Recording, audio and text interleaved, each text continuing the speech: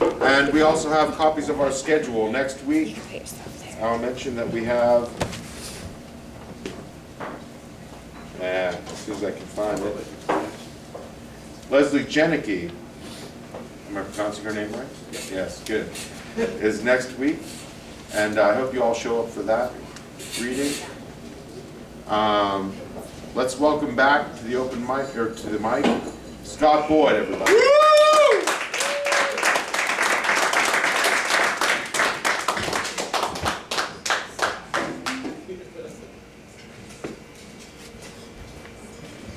Thanks, everybody. I jacked this thing all up here. Sorry, folks. Sorry about that. All right. We'll do a big downer one here. Yay. All right. Downer. This one's. Let's get down. Woo. Man, this one's. Yeah, it's down. All right. And Pudding House is, I believe, publishing this one this summer, maybe. And it is from one of my books, No Edit, Yo Exit. So, written before I helped my mother with her funeral arrangements. Inside this noisy womb, the blood hears drinking and wants to swallow. The heart feels mother and steps on bone as fragile sound. It's splintered by touch. The poem really tries to heal where a voice is yet to learn words. Within a young rumble, thinking breast is wet, stretch, bearing the born to bared throat, a sob on the lips, asking the sky how to speak. When all is finished and the thighs have closed and new hands are holding, then put my mouth where her stomach was, and I'll say everything she waited to hear.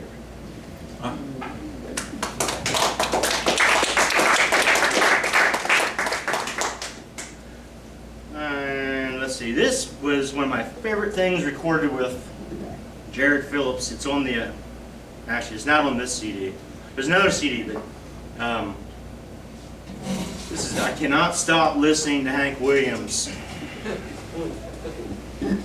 It's after midnight. High lonesome comes through headphones. My cat is scared when I crack another beer. Don't think about tomorrow. After this one, I'll sleep. There must have been a gallon of moonshine left over, and we meant to finish it. I cut out of class early that Friday to get a jump on, but I never could recover the light. The caretaker of that cemetery sure had a good weekend.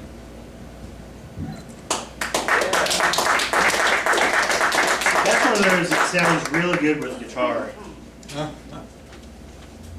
Sometimes things are better with guitar. No guitars. Not here, goddammit. This is another, there's a whole bunch of landscaping poems. That's one of those jobs that you get time to think about stuff and getting dirty and cold. And usually you're working with people you don't really give a fuck about talking to. So, no, it's shitty work, man. Third grade education. Reading about things that are happening to me. The guy said we were lucky getting water on every job. Till one day the sky stirred up old radiation and descended upon us, eating our skin with cancer. It got so windy a great chunk of the north fell into the sea. And the worry was ice might disrupt the oil rigs. But all that happened was my order got screwed up at Wendy's. We're given more water as our machines break in new and more frustrating ways. As the oil spills are fixed, our tampers go astray. Table saws cease cutting, roads narrow. When the heat lets up, a grandmother gives us brownies at lunch. And the breeze chills our shirts, causing us to sneeze. But by then I'd quit reading.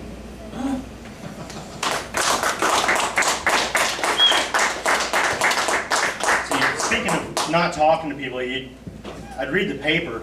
This is before I had a smartphone. and I'd read the paper at lunch break.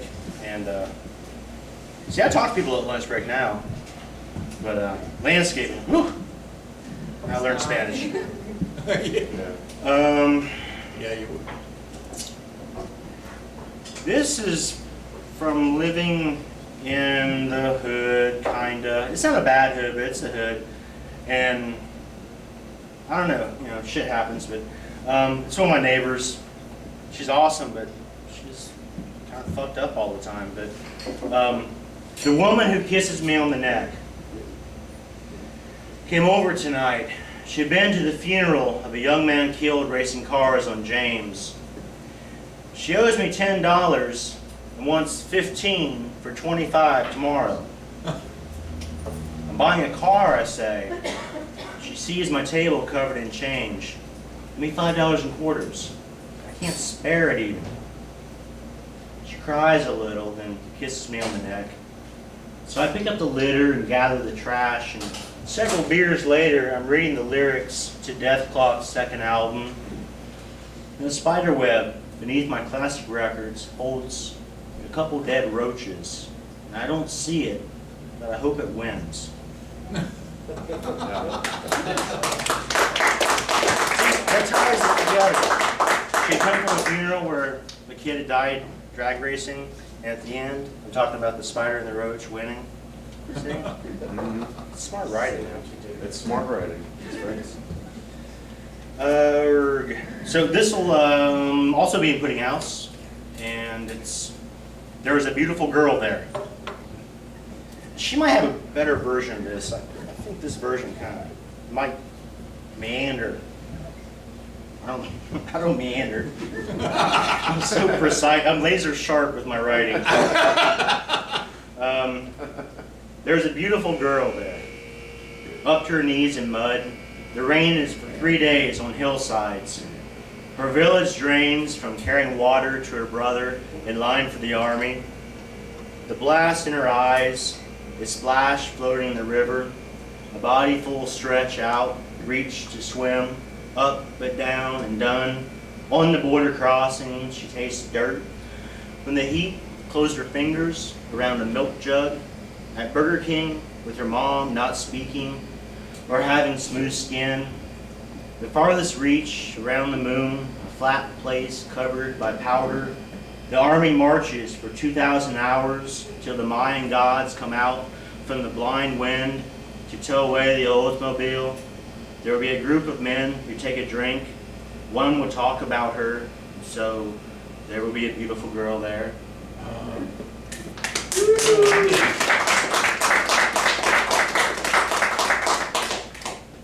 See, there's the border crossing, and there's an army on the moon. I mean, powerful stuff. Building a national road. Each state would be responsible for their own paving and stump removal. Young women will wear short skirts and build cairns every mile. The men must have coveralls, and in inclement weather, they should shield their smokes. Visitors are obliged to bring their favorite records and listen to them at provided pull-offs and wayward camps.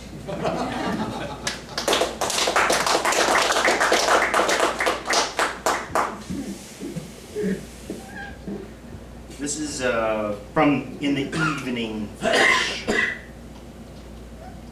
In the Evening Flesh. So I like that because it could be the evening, it could be the evening flesh. I'm not going to write about that war. This also, Pudding House likes. She's kind to me. I'm not going to write about that war. I filled out a questionnaire one place after another till the vet center turned it into a novel where I drink coffee and talk about how the war movies are better than the books and the women have given up on us, startling the counselor at the urinal. Huh.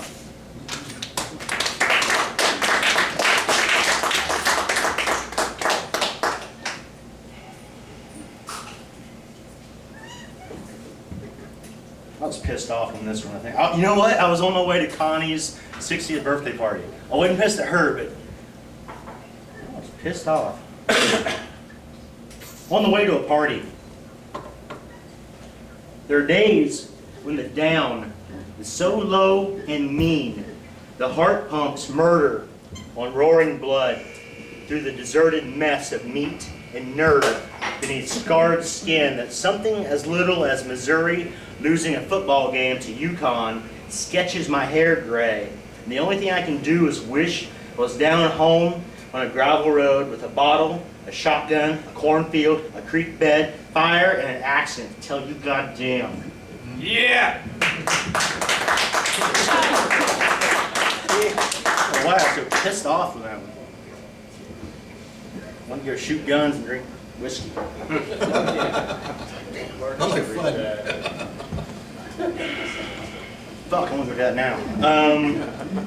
This is after Trask got fired. You know, whatever. Whether he's a shithead or not, when he got let go, I don't know, it was just funny that this was done before all the stuff had come out.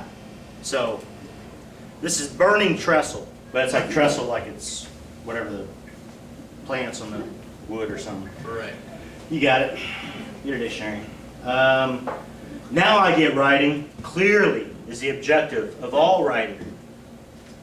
That they understand you perfectly.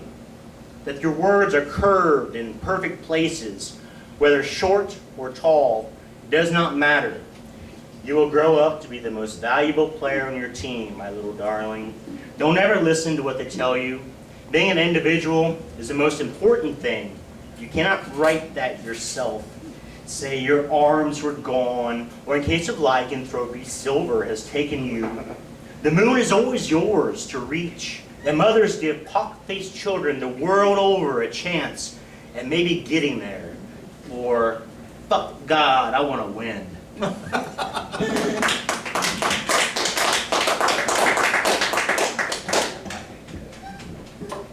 Because, you know, he had principles. Winning. Yep. We all liked it. Before, I got some new stuff. You know, a lot of this might be new to y'all, but I do have some other new stuff that... This book here was written at a really bad time. This is, it's called Fix Your Fucking Sound, is the book title. I was mad. I was at Summit, and Times New Viking was playing, and Dusty was doing sound, and he fucked it up. It wasn't his fault, but Lou Post didn't really put a lot of money in the system. But the sound cut out, and I screamed, "Fix your fucking sound!" And that's what happened.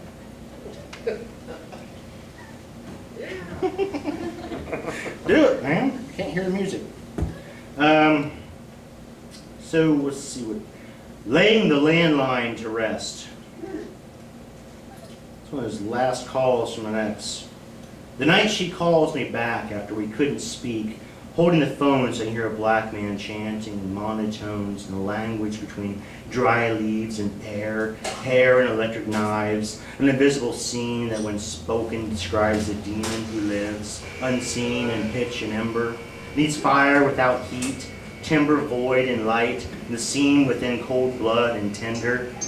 No backyard fireworks display, this is deep woods and hard nipple free, a tingle in the throat from laughing to choke.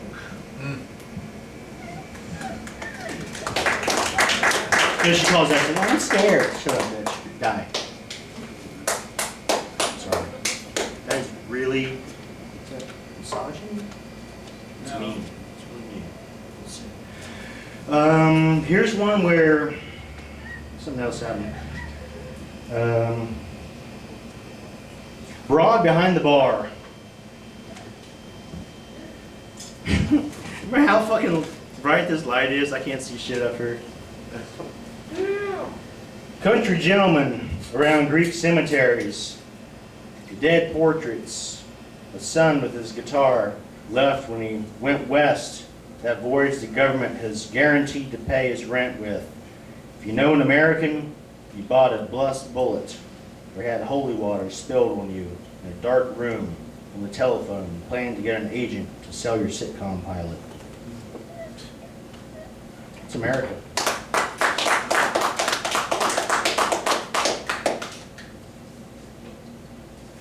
All right, I'm gonna do some new stuff. These are just kind of sketchy. I'm trying to figure out what they are still. Might be a little more on the fiction side. This is from Glamour Girls of the Goblin Court. Glamour like magical. Behind the eyes, beneath the lids. At his best, he had held a soft bass to heart, its curve bouncing at start, roared when slept, and came in the dripping cave walls to hold smoke after the TV shut off. Their antennas sent the pulse. They throbbed darkness lit eyes so glad electric worked in damp places. Their beards dripped at their laps. He hated obscurity, but the world crept in when he closed his eyes, and the caves were simplicity, chipping at stone with a tight diamond eye for clues to God's glamour tips.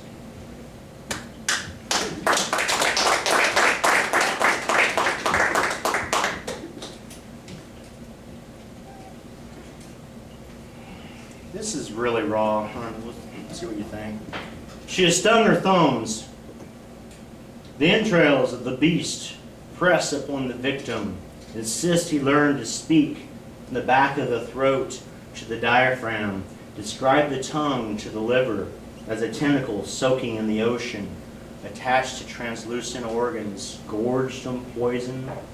Child, you must dissolve in acid, powerless to stop yourself, splashing as man into steam and snow.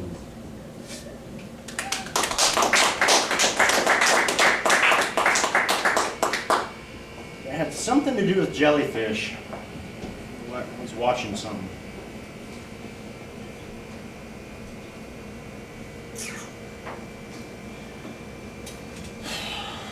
Thanks for hanging in there, folks. A pleasure. The last time I saw you naked, I'm not picturing that now. I'm not that nervous. The last time I saw you naked, while descending a series of steps, I saw you through a window, frying bacon. A man looked over your shoulder, holding your breasts to catch the scars your cooking grease through. He sprinkled the parts I burn with my eyes as salt on the sill.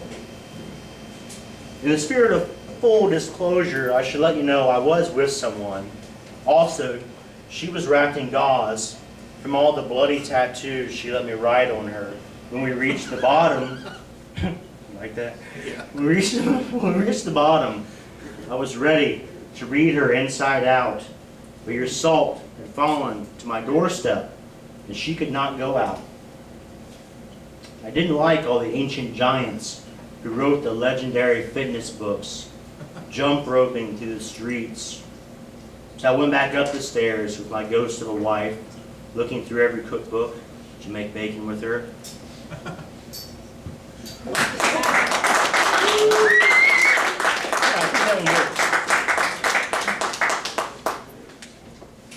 All right. I have a lot of dreams about the apocalypse. I mean, the Mayans they don't have a monopoly on this, folks. The world can still end any moment. But I like to think that basically the world ends every time you're dead, so we all have our own apocalypse.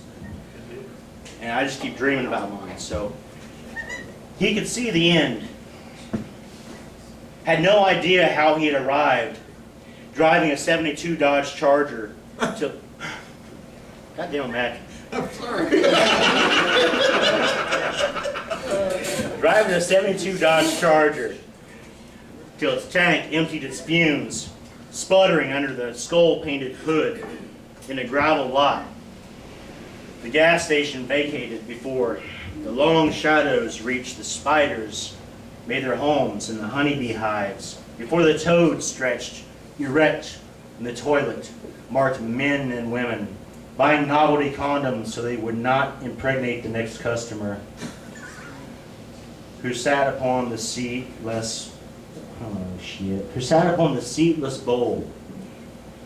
covering their cheeks and leaving wet before the red-lined fire flowed on the horizontal dawn. This final day to be spent in a phone booth, wanting to call someone, but all the numbers are in the smartphone, powerless. Yet knowing why everyone who came before pissed on the receiver. That was a cozy delivery. All right. Hey, let me fix this for you. You'll be on your knees pretty quick. Is that what's happening? Yeah, he's just getting lower, man. He's Yeah. getting lower. It says on be a downer. I don't even know how to do this. I think maybe that'll do it for a little bit. Yeah, we'll see what happens. All right. Funny thing is, how we doing on time? Couple more. Yeah, it's perfect. Just 2 more. This is part 2 of that. Unless he loses track. Ash is falling from the sky outside the boarded windows. A red haze filters the metal angled walls. Secret codes open and close the hatchways to the reefer where the final drinks are still cold. He stands in the narrow space that used to hold gas, mashes the formula written backwards on plexiglass. With wax pencils, he unravels paper.